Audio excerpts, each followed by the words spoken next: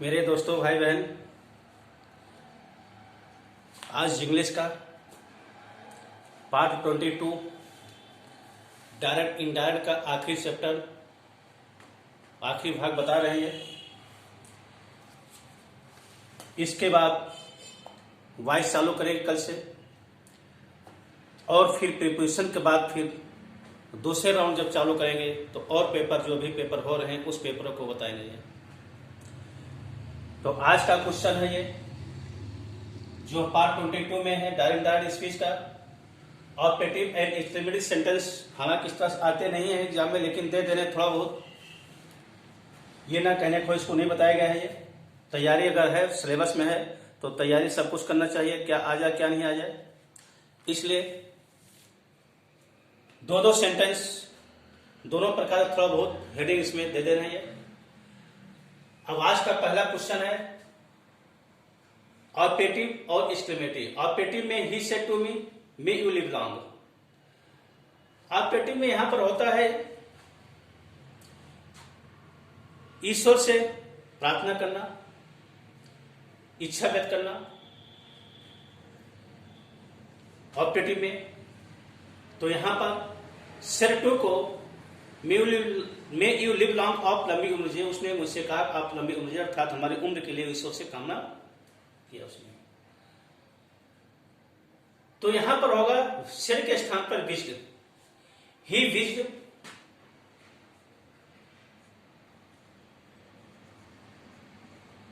He wished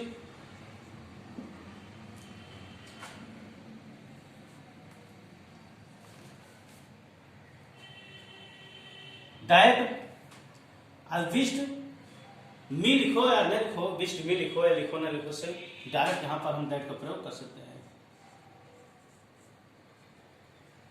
wished me direct, he wished that.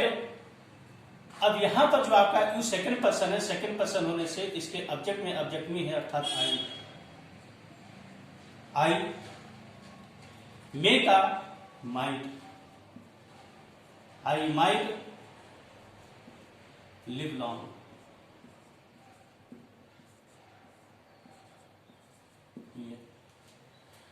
Last में ये चिन्ह है, इस चिन्ह को हटा दिया गया है, एक्सक्लेमेटरी सेंटेंस को, चिन्ह को।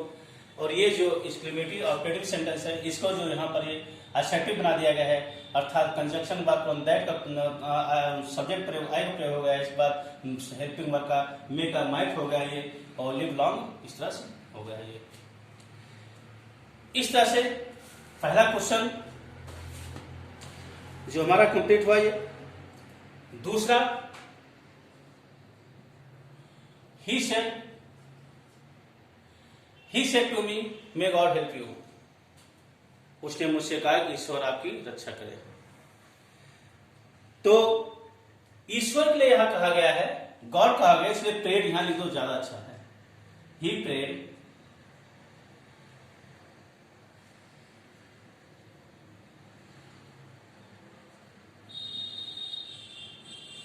ही प्रेड मी लिख सकते हो या ना लिखो तो भी इसमें कोई अंतर नहीं है। ही प्रेड मी, यही prayed that.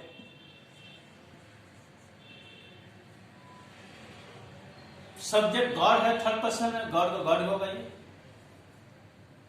Might, MIGHT might, God might help. You का आपका ऑब्जेक्ट सेकंड पर्सन है, तो second person me, second person you है, यू उसमें इसके ऑब्जेक्ट चेंज होगा, तो मी का ऑब्जेक्टिव क्या होगा, God might help me. Me का मी ही रहेगा। Question number 3,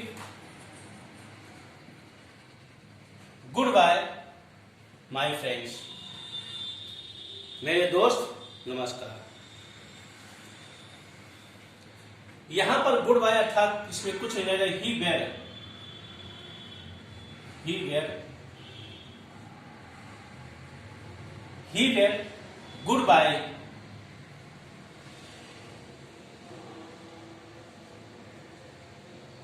he where good bye to mica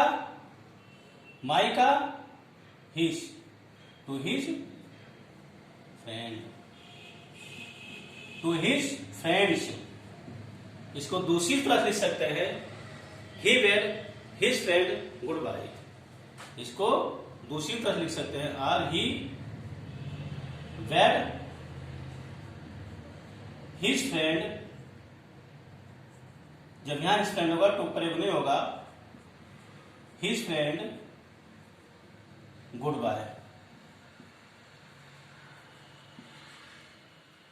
इस तरह से हम दूसरी तरह से हम लिख सकते हैं।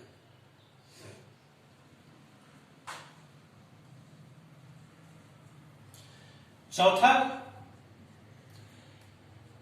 अब यहां पर आपका एक्सक्लेमेटरी सेंटेंस है। एक्सक्लेमेटरी सेंटेंस में दुख का भाव होता है, खुशी भाव होता है। जिस तरह से भाव होता है उसी तरह सेड को हम लिखते हैं। तो चौथे में जो है, ही सेड होर्रा में माई ओल्ड फ्रेंड हैज कम। उसने कहा खुशी की बात है, मेरा पुराना मित्र आ चुका है। उसका पुराना मित्र आ चुका है तो खुशी हो रही है। तो जब खुशी हो रही है तो ही एक्सक्लेम्ड। सेड को क्या लिखेंगे? Exclaimed, EXCLAIMED। He exclaimed, he exclaimed. उसने कहा, अब कैसे एक्सक्लेम्ड? एक्सक्लेम्ड विथ जॉय, खुशी हो रहा है इसलिए एक्सक्लेम्ड विथ जॉय, खुशी के साथ उसने एक्सक्लेम किया। With joy that, conjunction that हो जाएगा, that his old friend, his old friend, his old friend has come. His old friend has का क्या होगा? हैड, कम का कम। ये पांचवा, he said alas I am rowing. He said, तो he said का क्या होगा? अब यहां पर एक्सक्लेम विथ सॉरो होगा, एक्सक्लेम विथ जॉय यहां पर होना चाहिए। Exclaim with joy, exclaim with Joy या डिलाइट कुछ भी लिख सकते हैं। Exclaim with joy, exclaim with delight, Joy that. अब इसे दैट, तो यहां पर exclaim EXCL, he exclaim with sorrow. यहां सॉरो होगा, क्या होगा?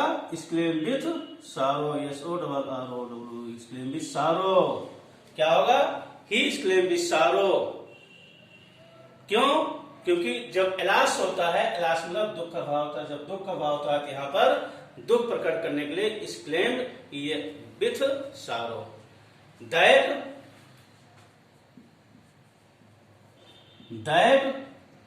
ही वाज रूइंड, आई का ही वाज रूइंड।